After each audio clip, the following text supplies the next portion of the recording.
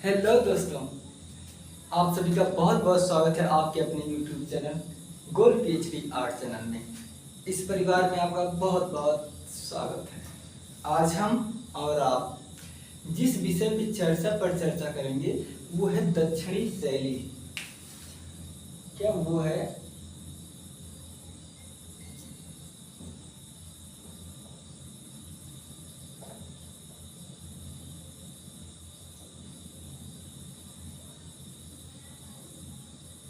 दक्षिणी शैली।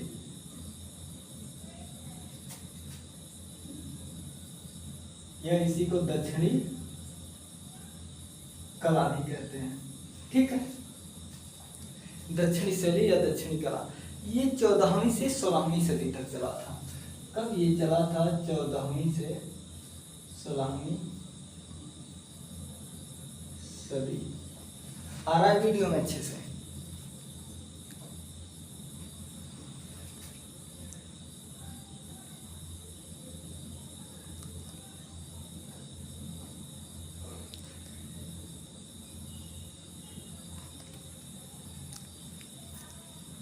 बस आ रहा है, बहुत अच्छा। थोड़ा दिख नहीं रहा था, हमने ठीक कर दिया। ठीक है, चलिए देखते हैं। दक्षिणी की कला है जो 14वीं से 16वीं सदी तक चला था। आप किताब में बहुत देखे होंगे, आप YouTube चैनल पर भी बहुत देखे होंगे, लेकिन आज देखेंगे कि आज स्पेशल क्या है। एक ही पेज में पूरा समाहित कर दूंगा। तो सबसे पहले हम देखते हैं उत्पत्ति कैसे हुई। उत्पत्ति, उद्भव।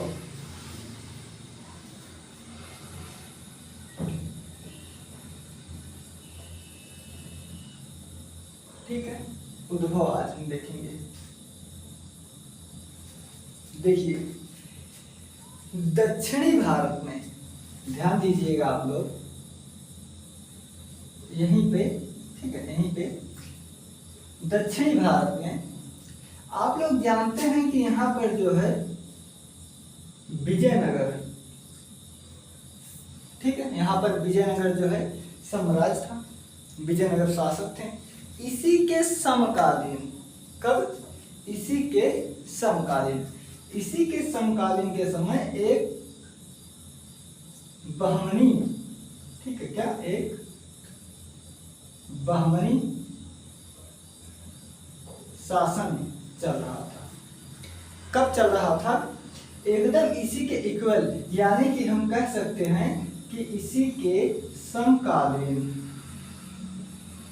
ठीक है, तो फिलहाल हम इसे मिटाकर एक तरफ से समझते हुए चलेंगे। ठीक है, देखिए आज का क्लास बहुत जोरदार होने वाला है, बहुत। पूरे YouTube पर ऐसी क्लास आपको नहीं मिलेगी। देखिए,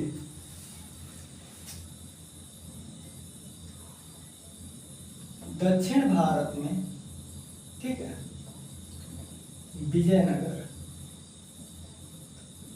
विजयनगर, विजयनगर के ऐसे लिखना जैसे मैं बताऊं ऐसे लिखिए, बहुत अच्छा रहेगा। ठीक है, दक्षिण भारत में विजयनगर साम्राज्य चल रहा था। उसी के साथ ही साथ बहमनी वंश था। ठीक है, बहमनी वंश था या बहमनी शासन चल रहा था। ठीक है, कब? 14वीं से 16वीं सदी। ये तो पूरा काल का समय है। क्या? ये पूरा काल का समय है, लेकिन दक्षिण भारत का हम लोग भी पढ़ रहे हैं। ठीक है, अब देखिए ये जो बहमनी, देखिए ये हमें इससे पढ़ना है, इससे मतलब है। तो इसका जो क्षेत्र था वो उत्तर से दक्षिण तक, नर्मदा से लेकर तुंगभद्रा नदी के मध्य में विकसित हुआ था। इसका जो सीमा रेखा है, क्या? इसका जो सीमा है, ठीक है, वो उत्तरी से दक्षिणी, यानी कि नर्मदा से लेकर, नर्मदा से तुंगभद्रा नदी के मध्य। यहां तक ठीक है? वीडियो में आ रहा है सब? अच्छा, बिल्कुल देखिए यहाँ पर हो सकता है लाइट पड़ रहा हो, तो मैं आपको बता दे रहा हूँ। ये बहमनी वंश, ठीक है, इसकी जो सीमा रेखा थी, ठीक है, ये नर्मदा से लेकर तुंगभद्र नदी तक था, या इसी के मध्य में ये विकसित हुआ था। ठीक है, अब देखिए बहमनी साम्राज्य की स्थापना कब हुई थी, तो ये 1317 ईस्वी में बहमनी साम्राज्य की नींव पड़ी थी। ठीक है, देखिए बहमनी साम्राज्य,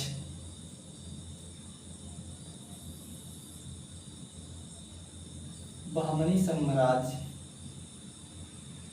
ठीक है, कब 1317 में, 1317 में क्या हुआ था, तो नींव पड़ी थी, याद तक, ठीक है। अब देखिए इसकी जो राजधानी है, देखिए हर शासक अपने हिसाब से राजधानी रखता है।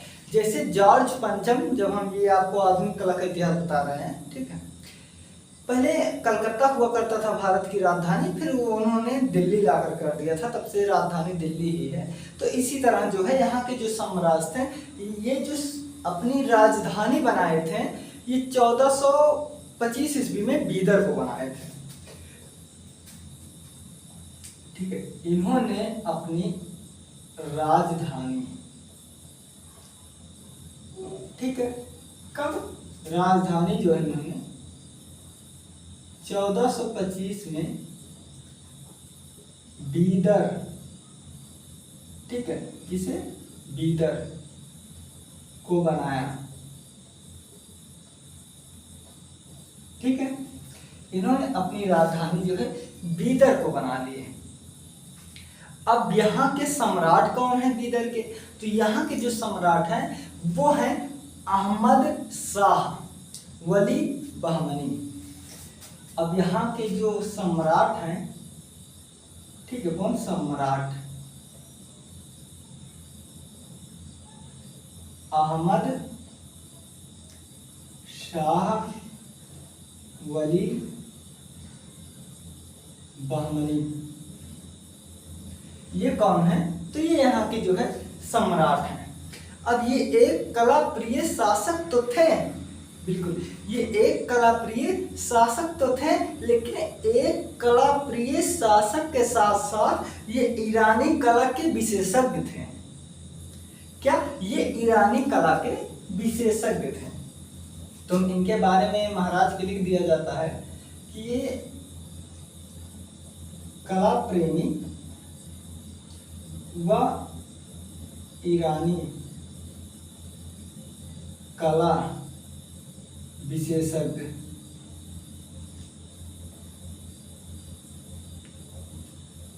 ठीक है, ये ईरानी कला विशेषज्ञ भी थे।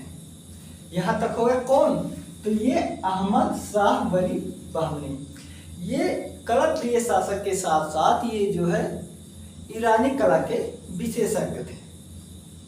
अब इन्होंने 1432 ईस्वी में बीदर दुर्ग का निर्माण कराया। ठीक है, इन्हीं ने ही जो है, ठीक है, कब कराए थे, देखिए 1425 में राजधानी बनाए, ठीक है, उसके बाद 1432 में ये, कब, 1432 में बीदर दुर्ग, ठीक है, बीदर दुर्ग का निर्माण कराए। अब ये बीदर दुर्ग में क्या है, तो देखिए इन्होंने बीदर दुर्ग का निर्माण तो करा दिया, लेकिन जो जिस चीज में जिसको विशेषता रहेगी हासिल, उसे वो चीज तो उसमें झलकेगा ही। तो यहाँ पर जो है बीदर दुर्ग में, ठीक है, बीदर दुर्ग में क्या हुआ था कि यहाँ पर बेल, बूटे, फूल, पौधे आदि, फूल पौधे, ईरानी झलक, इसमें जो है ना ईरानी झलक दिखती थी, ठीक है, ईरानी झलक इसमें दिखती थी। अब देखिए, अगर आप ईरान, कहीं भी आप ईरानी अगर कला पढ़ रहे हैं तो अभी हम इसी में आपको बता देंगे ईरानी एक नहीं ईरानी दो है, आगे बताएंगे, ठीक है। तो जब ईरानी है तो देखिए मुगल में और ईरानी में क्या अंतर था।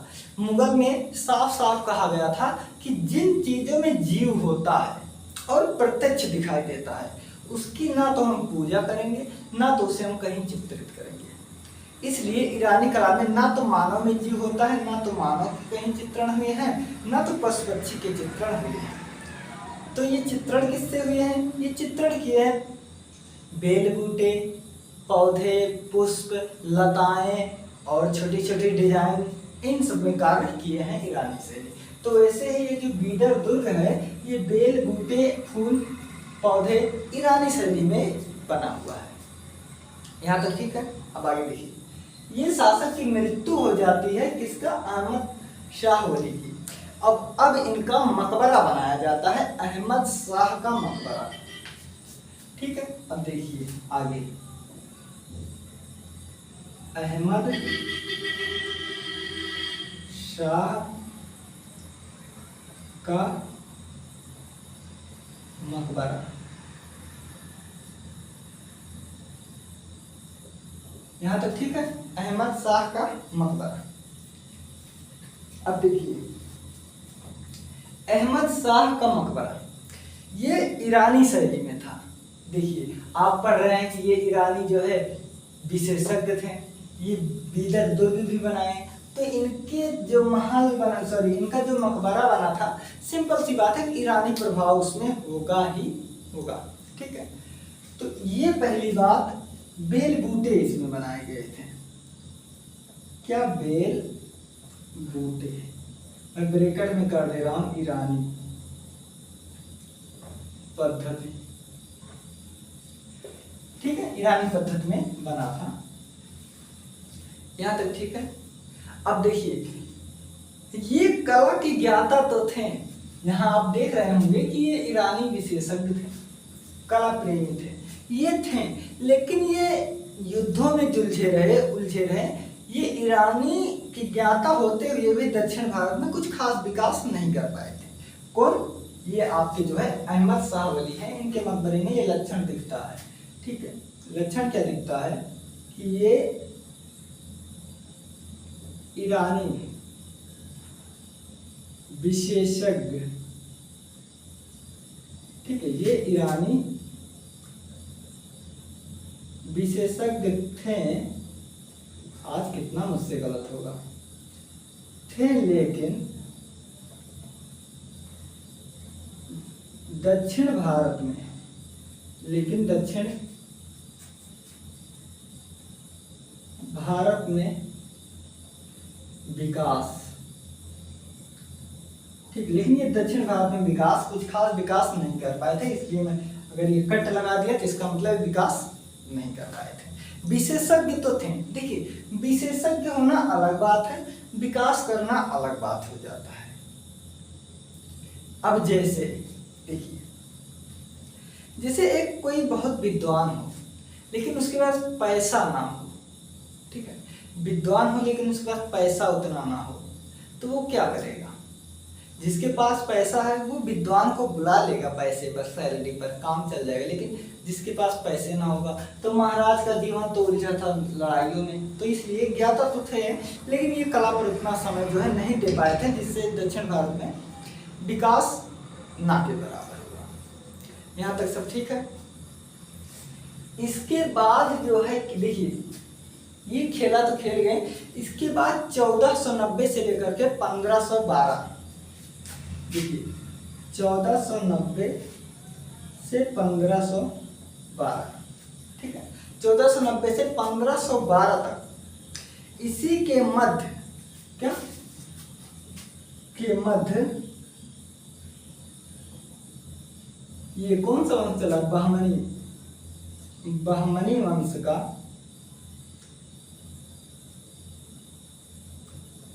पतन, ठीक है। इसी के मध्य, मैं बहुत छोटा तो नहीं लिख रहा हूँ, नहीं भाई दिख रहा है, देखिए 1990 से 1512 के मध्य जो है ये बहमनी शासन जो है इनकी सत्ता का पतन शुरू हो जाता है और 1512 आते आते पूरी तरह से पतन हो जाता है। यहाँ तक ठीक है। अब इसके पश्चात देखिए जब ये मर गए, इनका पतन हो गया, तो कोई तो जीता होगा उस राज्य को, कोई नया शासक आया ही होगा, आया होगा ना। तो अब देखिए इनके पश्चात, ठीक है, इनके पश्चात पतन हो गया, पश्चात, ठीक है, इनके पश्चात क्या हुआ कि दक्षिण भारत में, ठीक है, इनके पश्चात दक्षिण भारत का, ठीक है, इसके पश्चात जो है दक्षिण भारत का जो राज्य था वो 5 सल्तनत में या 5 वंशों के अंतर्गत विभाजित हो गया। तो देखिए दक्षिण भारत 5 शासकों या 5 वंशों, ठीक है, में विभाजित हो गया। क्या हो गया? विभाजित हो गया। अब यहीं से खेला शुरू होगा, अब यहीं से समझने समझाने का खेला शुरू हो गया। तो देखिए ये जो 5 शासक थे ये कौन कौन थे, अब हम पहले ये देखेंगे, ठीक है, ये 5 शासक भैया हमारे महाराज जी कौन कौन थे। तो पहले पर थे बीदर। बीदर के कौन है? तो बीदर के जो है बीदर शाही वंश, बीदर के बीदर शाही वंश इसके शासक हुए। इसके नंबर 2 पर है बरार। क्या? बरार के हुए इमाम शाही वंश। बरार के कौन हुए? तो इसके हुए इमाम शाही वंश, ठीक है। इसके तीसरे नंबर पर हुए कौन है बताइए? तीसरे नंबर बीजापुर हुआ, जिसके आदिल शाही वंश हुए। कौन? बीजापुर। बीजापुर कौन है? आदिल शाही वंश, ठीक है। 4 नंबर पर कौन है ये देखते हैं।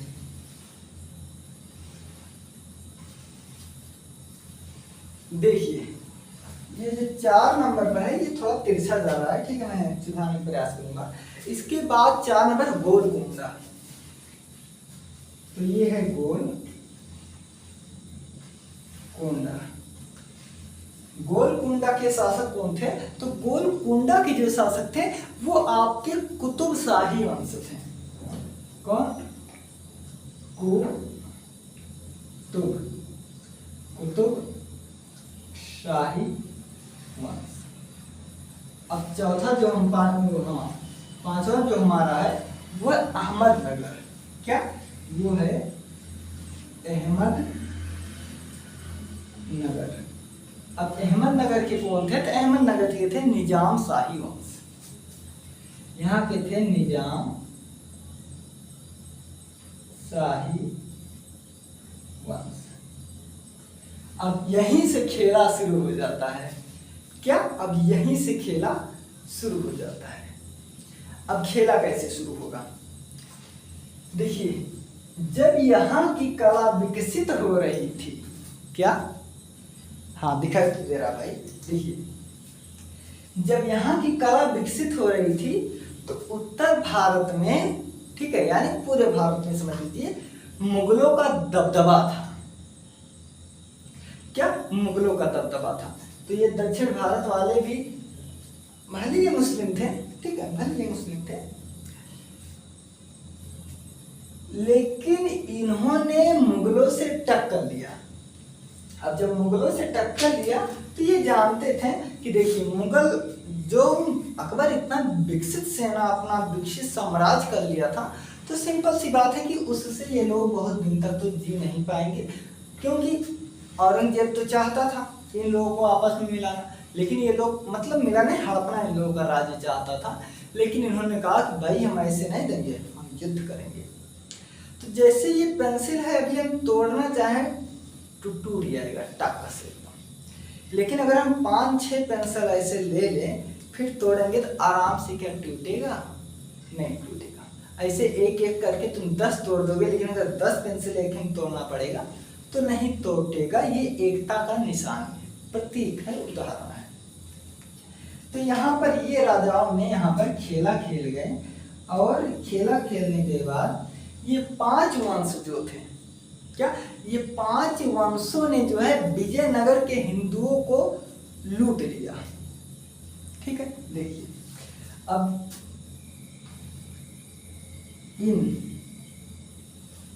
इन 5 वंशों ने मिलकर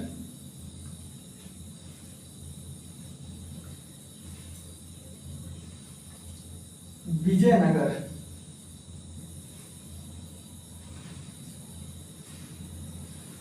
ठीक है, विजयनगर के जो शासक कौन थे? कृष्णदेवराय। ठीक है, तो विजयनगर को लूटा।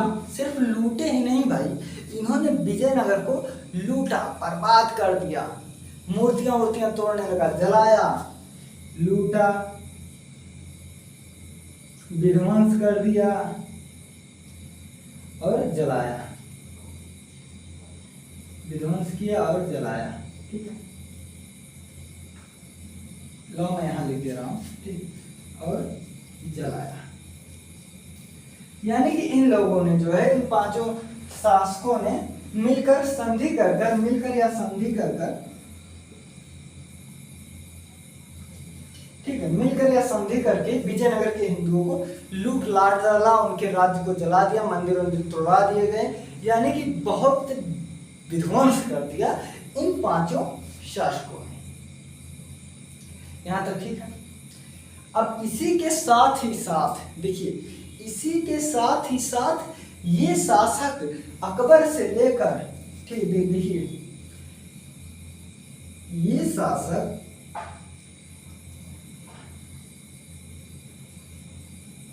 ठीक है, ये शासक अकबर से लेकर औरंगजेब तक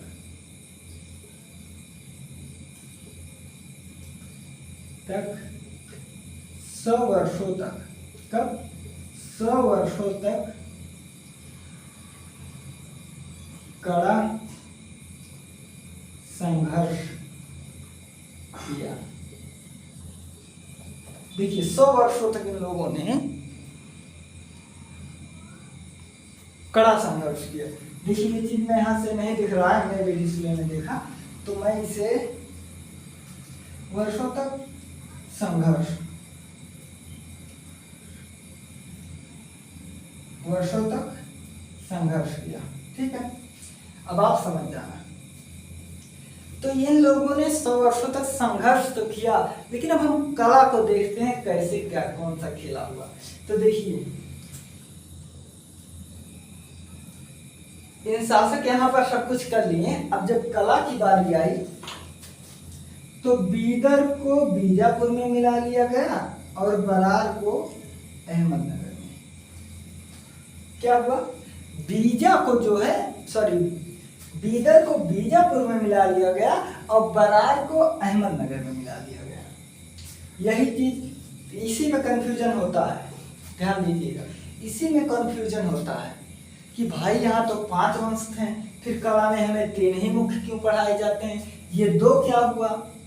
तो ये 2 यहीं पर ऐसे हुआ, मैं यहाँ पर बता दे रहा हूँ। ठीक है, आप बिल्कुल चिंता मत कीजिए, एक भी ऐसा नहीं होगा जो आपको छूटेगा, वो भी गोल PhD यार चैनल पर कुछ छूट जाए यार, इम्पॉसिबल।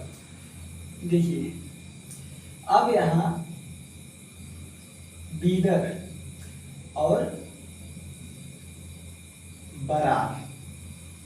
बीदर कहाँ मिला? देखो बीदर बीजापुर में मिला, बीजापुर में। और बरार कहाँ मिला?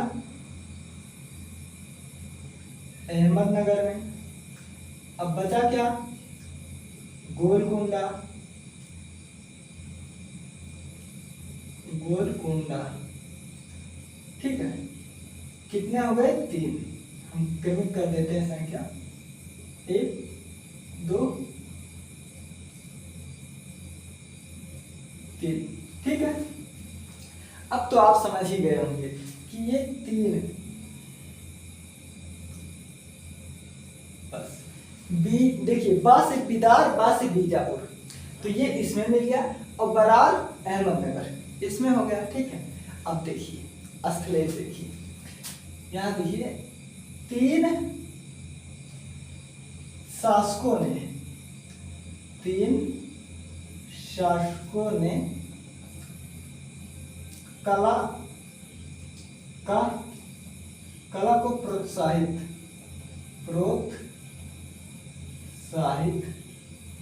किया। ठीक है, इन 3 शासकों ने कला को खूब अच्छे से प्रोत्साहित किया। ठीक है, अब आप ये मत बोलना कि यहाँ भाई 5 थे, यहाँ 3 कैसे हो गए। तो यही है कि बिदार जो है बीजापुर में मिल जाता है और बरार अहमदनगर में मिल जाता है।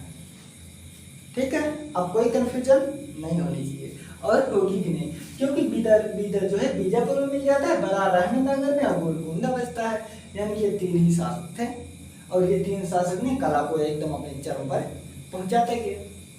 ये खेला यहाँ तक हो गया। अब इसके बाद 1823 ईस्वी में, ठीक है, अब देखिए 1823 ईस्वी के बाद चित्रशाला विकसित हुआ या चित्रशाला खुला। तो यहाँ देखिए ये इंपॉर्टेंट नोट्स में कर लीजिएगा। ठीक है, कब बना था? तो 1823 में, यानी 19वीं सदी में। 1823 में चित्रशाला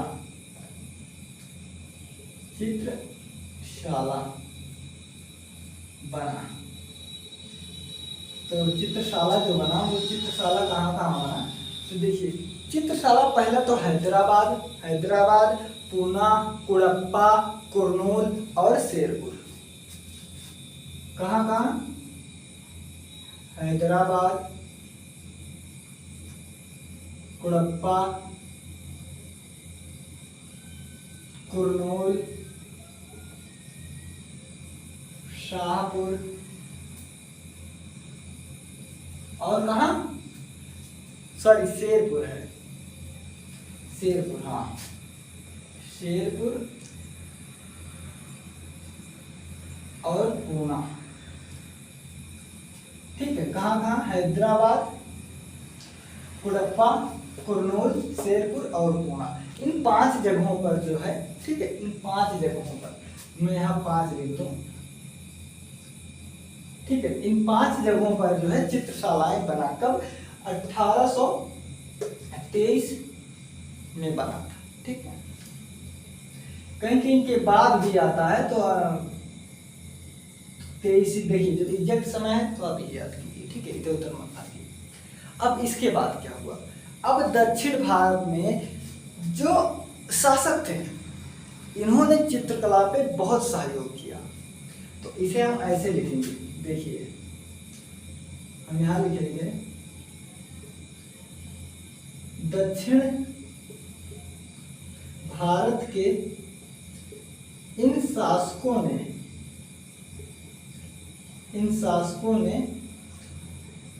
भारतीय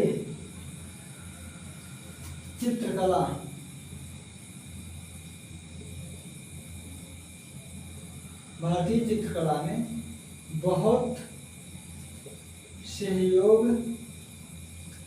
ठीक है, बहुत सहयोग किया।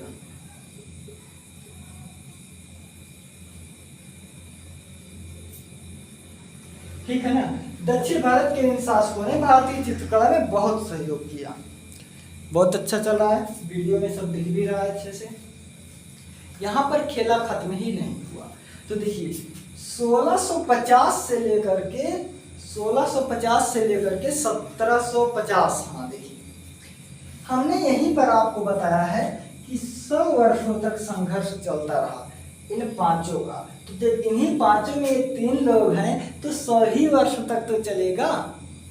बताइए, 100 ही वर्ष तक तो चलेगा, क्योंकि 100 साल तक इन लोगों ने टक्कर दिया था, तो 100 ही वर्ष चलेगा। ठीक है, इन शासकों ने 1650 से लेकर के 1750 यानी कि 100 वर्षों तक, ठीक है, 100 वर्षों तक दिया। और ये 100 वर्ष वही है जो मैं यहाँ पर बताया हूँ। बस खुश। देखिए आगे, देखिए ये सब खेला होने के बाद इतिहासकार हमारे एक हैं जिनका नाम है हर्मन गोएट्स। ठीक है, ये भी आप इम्पोर्टेंट है, लिख लीजिएगा, नोट्स इसे लिख लो। हाँ, नोट। ठीक है, इतिहासकार हर्मन गोएट्स, इतिहासकार क्या नाम है? हर्मन गोएट्स। एक इतिहासकार हैं जिनका नाम है हर्मन गोएट्स। मैंने क्या कहा, ईरानी कला 2 है। अब देखना यहीं पर हम विभाजित करेंगे, यहीं पर। देखिए, हर्मन गोएट्स ने ये कहा कि जो दक्षिण भारतीय कला है वो मुगल कला से भिन्न है।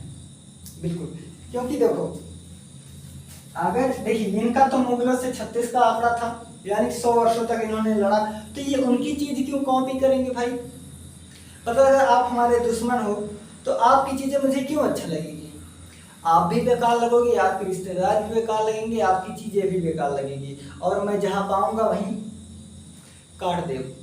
ऐसे तो ये दुश्मनी। हाँ, तो यही चीज है। तो देखिए इन्होंने क्या कहा, इन्होंने कहा कि दक्षिण की कला, दक्षिण की कला मुगलों की कला से भिन्न है, मुगलों की कला से भिन्न है। ठीक है, ऐसा किसने कहा? ऐसे हर्मन गोएट्स ने कहा कि भैया देखो, ये जो दक्षिण की कला है ये कि मुगलों की कला से भिन्न है। अब यहीं पर देखिए दक्षिण कला की विशेषता और मुगलों की कला की विशेषता। ठीक है, तो इन्होंने इसे, अब ये मान लीजिए जैसे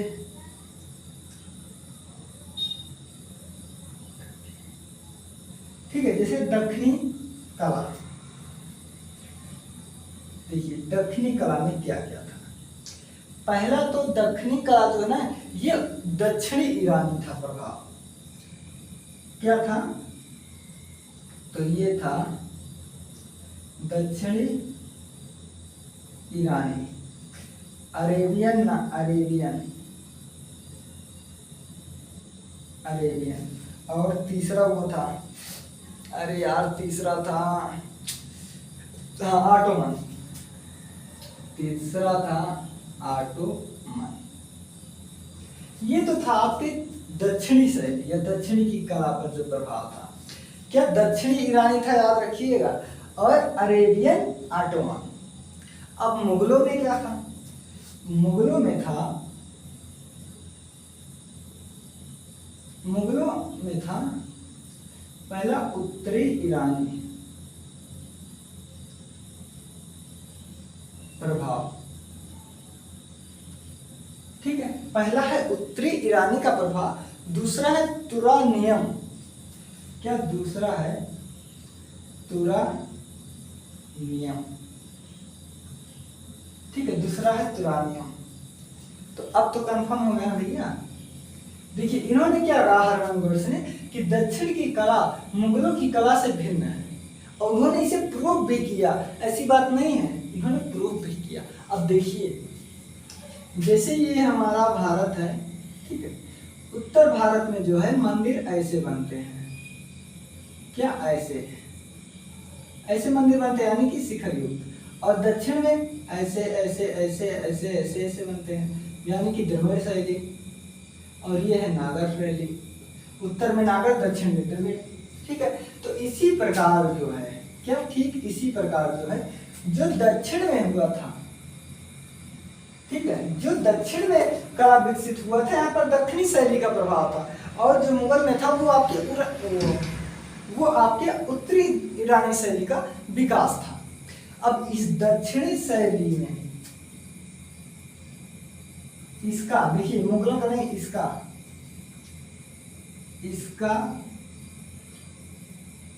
बेजोड़ उदाहरण है, इसका बेजोड़ उदाहरण क्या है? इसका बेजोड़ उदाहरण है कि एक ताकतवर हाथी जलधारा के पास 1600 में बना था। बेजोड़ उदाहरण इसका है एक ताकतवर हाथी जलधारा के पास, ठीक है, एक ताकतवर हाथी जलधारा के पास इसका बेजोड़ उदाहरण है जो 1600 ईस्वी में बना था, सॉरी ईस्वी में बना था, जो 1600 ईस्वी में बना था। यहां तक ठीक है, एकदम ठीक है। अब देखिए, अब एक पॉइंट मैं देख लूं पहले नीचे आ रहा है कि नहीं। नीचे तो आ रहा है, लेकिन अब मुझे एक चीज और दिखाना है। मैं सोच रहा हूँ यहाँ तो दिखेगा नहीं, क्योंकि यहाँ तो दिखेगा नहीं, तो मैं सोच रहा हूँ यहीं पर आपको बता दूँ। देखिए, तो ये 1563, हाँ 1563, मैं कहाँ बताऊं, चलिए मैं यहीं पर बता दे रहा हूँ, ठीक है। 1563, देखिए 1563 मांडू, क्या मांडू,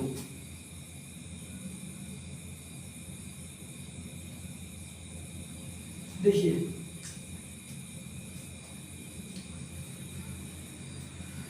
1650 से 1750, 10 साल तक इन लोगों ने मामला सेट किया। फिर 1563 पर औरंगजेब ने, क्या औरंगजेब ने जीत गए, क्या औरंगजेब ने, सॉरी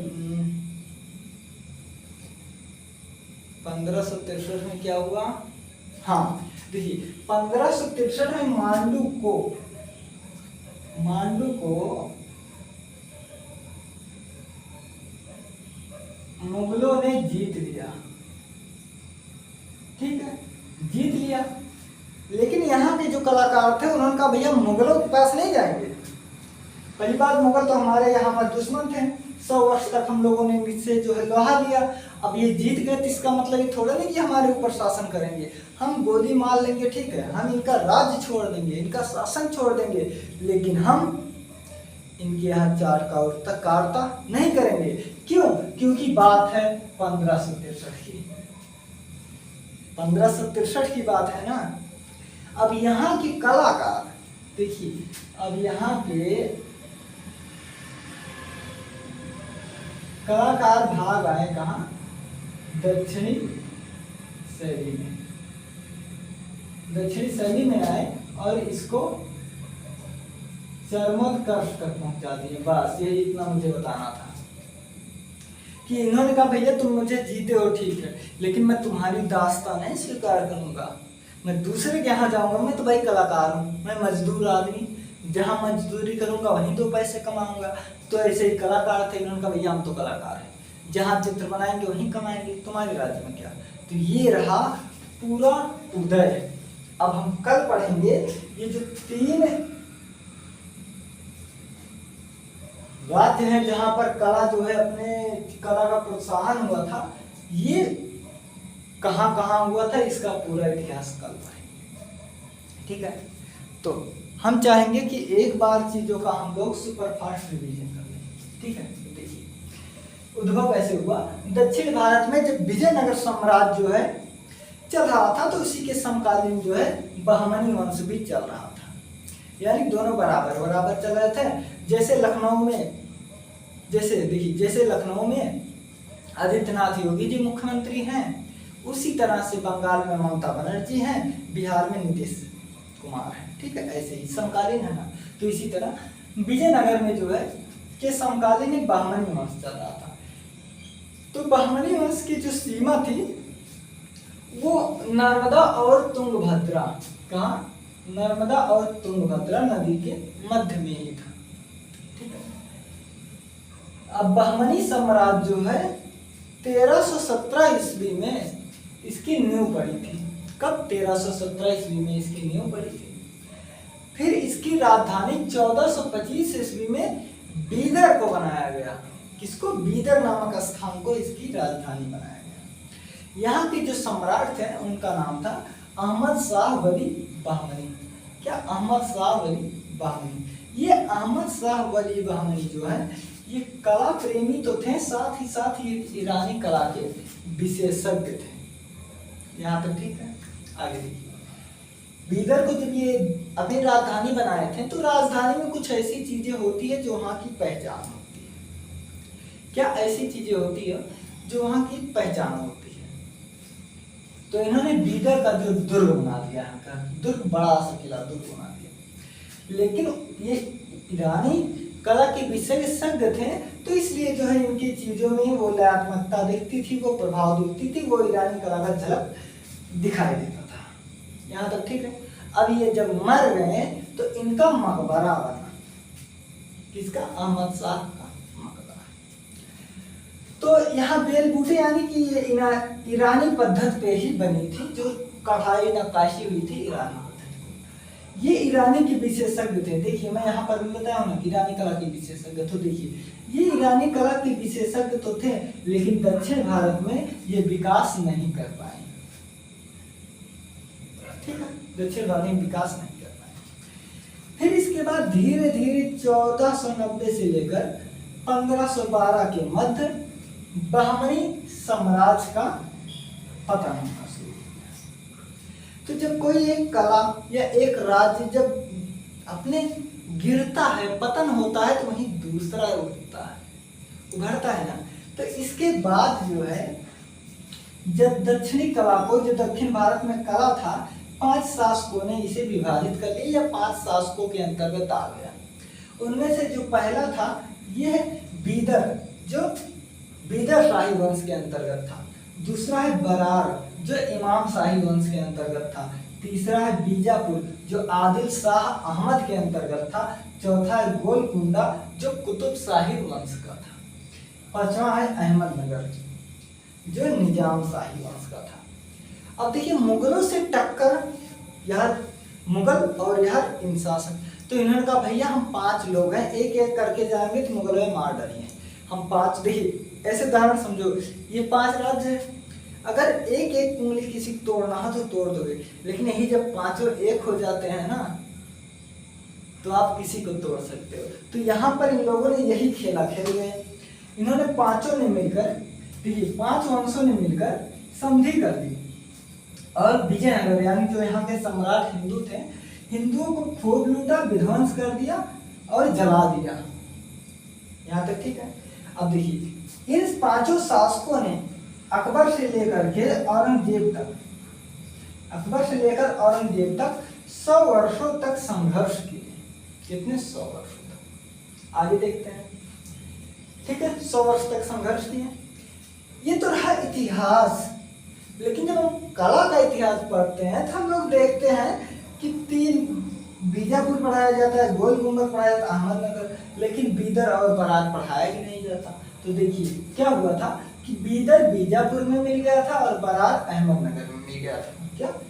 बीदर बीजापुर में, बरार अहमदनगर में मिल गया था, बचा गोलकुंडा। तो इस तरह से एक 3 शैली, क्या, बीजापुर, अहमदनगर और गोलकुंडा, ये 3 जगह जो है विकसित हो गई। और इन दोनों का जो है, इन दोनों आकर इसमें मिल गए थे, तो इसलिए इन दोनों का मामला खत्म ही हो गया। समझ लो इसमें आगे ये 3 ही बचा, जो इन तीनों शासकों ने कला को प्रोत्साहित किया, कला को एक चरम पर पहुंचाया।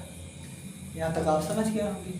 आगे देखिए इंपॉर्टेंट क्या है कि 1823 के बाद, कहीं कहीं 23 के बाद लिखा है, लेकिन 1823 है तो ऐसे आप पढ़ लो कि 1823 में चित्रशाला बनाया गया। क्योंकि देखिए ये सब एक दिन में बनेगा नहीं, तो ठीक है।